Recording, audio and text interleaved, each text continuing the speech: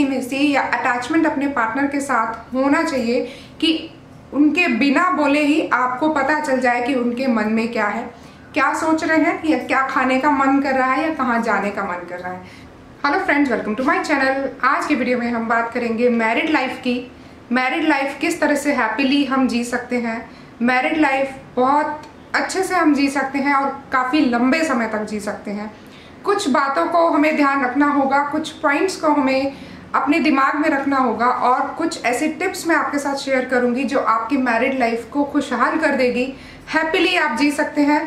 थोड़ी सी और छोटी छोटी सी बातें हैं जिनको आपने ध्यान रखना है, आप सबको वो पता भी है, लेकिन यहाँ पे मैं एक्सप्रेस करूंगी अपने व्यूज़ और यहाँ पे शेयर करूंगी 10 टिप्स जिसको फॉलो करके आप अपनी मैरिड लाइफ में हैप्पीली अपना जीवन जी सकते हैं, साथ ही साथ रिस्पेक्ट भी पा सकते हैं। तो फ्रेंड्स, सबसे पहला पॉइंट जो हमारा है, छोटी छोटी बातों को हमें इग्नोर करना चाहिए।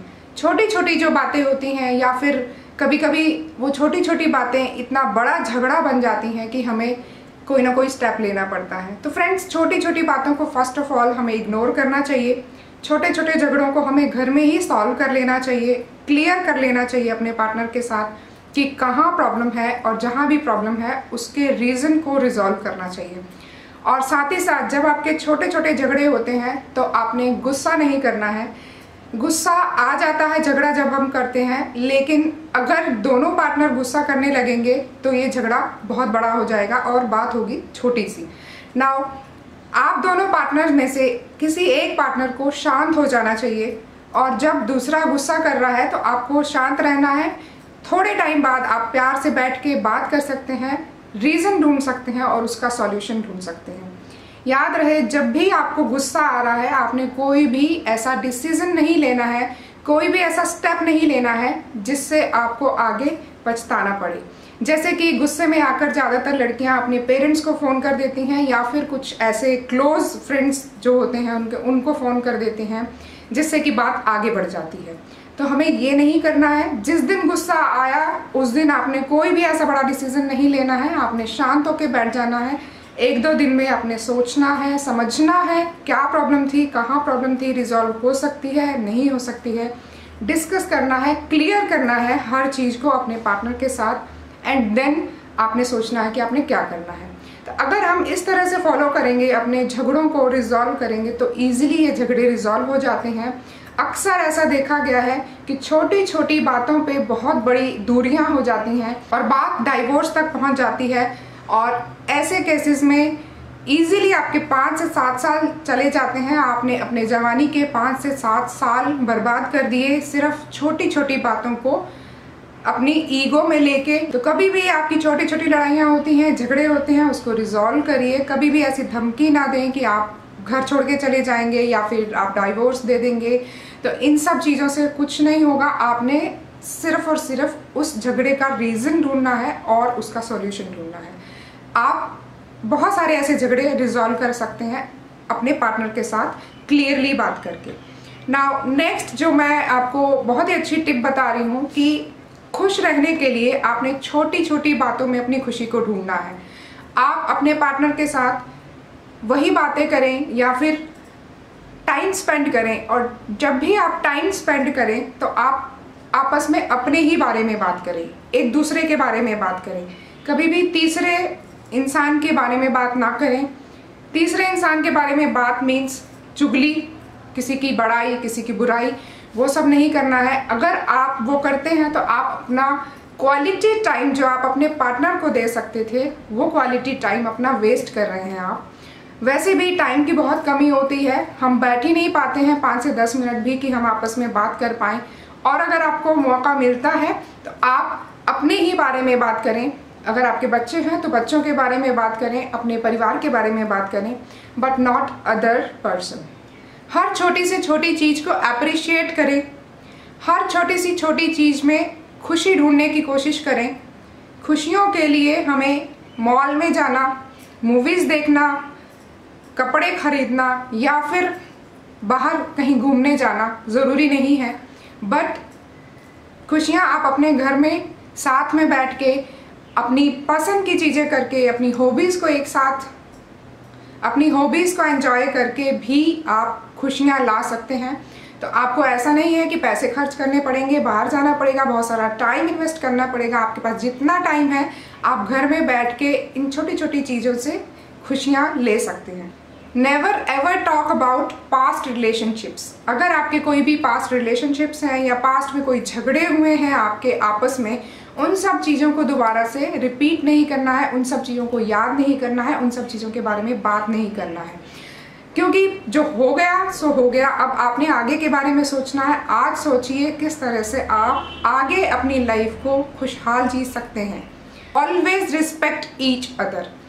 आपने एक दूसरे की रिस्पेक्ट करनी है, आप रिस्पेक्ट करेंगे, आपको रिस्पेक्ट मिलेगी। नाउ 2 पर्सन है, पार्टनर हैं, उनकी सोच अलग अलग भी हो सकती है, तो आपको ये समझ लेना ज़्यादा ज़रूरी है कि अगर मेरी सोच ये है तो मेरे पार्टनर की सोच डिफरेंट भी हो सकती है। बस ये समझें कि जो सोच है उनकी, आप उस सोच को समझने की कोशिश करें, क्लियर करने की कोशिश करें, और अगर कुछ समझ नहीं आता है तो अपने पार्टनर से ही क्लियर करिए कि ये जो आप सोच रहे हैं क्या ये सही है या गलत है। सही है तो आप एक्सेप्ट करें, गलत है तो उनको करेक्ट करें कि किस तरह से आपकी सोच गलत साबित हो सकती है। तो आपने सिर्फ और सिर्फ दिमाग में ये रखना है कि अगर वो डिफरेंट इंसान है, डिफरेंट सोच है उनकी, तो उस डिफरेंट सोच के पीछे कुछ रीज़न होगा। उस रीज़न को समझें, उस सोच को समझें और एक्सेप्ट करें अगर वो सही है, एक्सेप्ट ना करें या फिर उनको करेक्ट करें अगर वो सही नहीं है। जिस तरह से आप एक दूसरे की रिस्पेक्ट करते हैं, उसी तरह से आपको आपकी फैमिली, आपके पेरेंट्स की रिस्पेक्ट भी करना ज़रूरी है।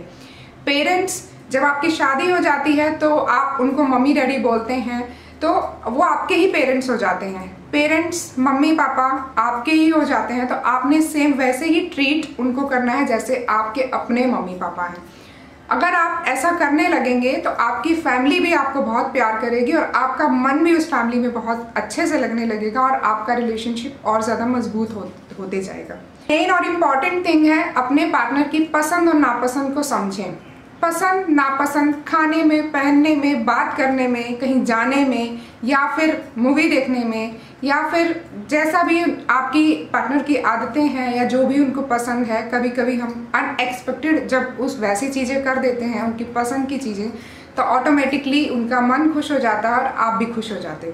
तो बीच बीच में हमें पसंद नापसंद का ख्याल रखना चाहिए और टाइम देना चाहिए एक दूसरे को समझने के लिए।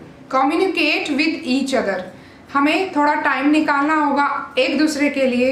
आपके पार्टनर की लव लैंग्वेज को आपने समझना है, किस तरह से वो खुश होते हैं, किस चीज़ से उनको अच्छा लगता है, या फिर आप अपना जो क्वालिटी टाइम है एक दूसरे के साथ स्पेंड करें ताकि आपका रिलेशनशिप और मजबूत हो।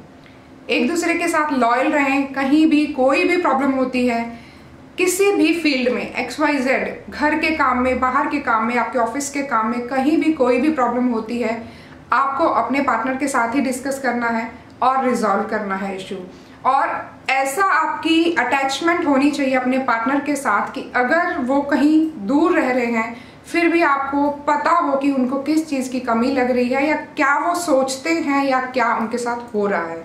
So this intimacy should be there between partners। जिनकी ये इंटीमेसी होती है उनकी जो लाइफ है बहुत ज़्यादा अच्छे से बीतती है। तो आप अपने पार्टनर के साथ इंटीमेसी बनाए रखें, जिस तरह से हम अपने बच्चों के साथ करते हैं कि हम अपने बच्चों के साथ 24 घंटे रहते हैं और उनकी पसंद नापसंद, क्या कर रहा है, क्या सोच रहा है, कहाँ जा रहा है, सब आपको पता होता है। सिमिलरली आपको अपने पार्टनर के बारे में भी पता होना चाहिए।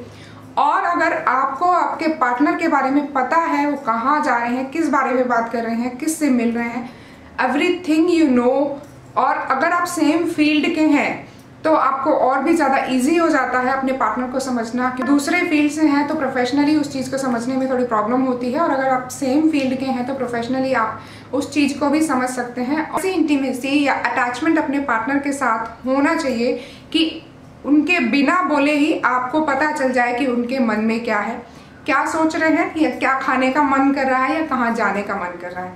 तो इतनी इंटीमेसी जब आपको हो जाती है तो आपकी मैरिड लाइफ बहुत अच्छे से हैप्पीली बीत सकती है।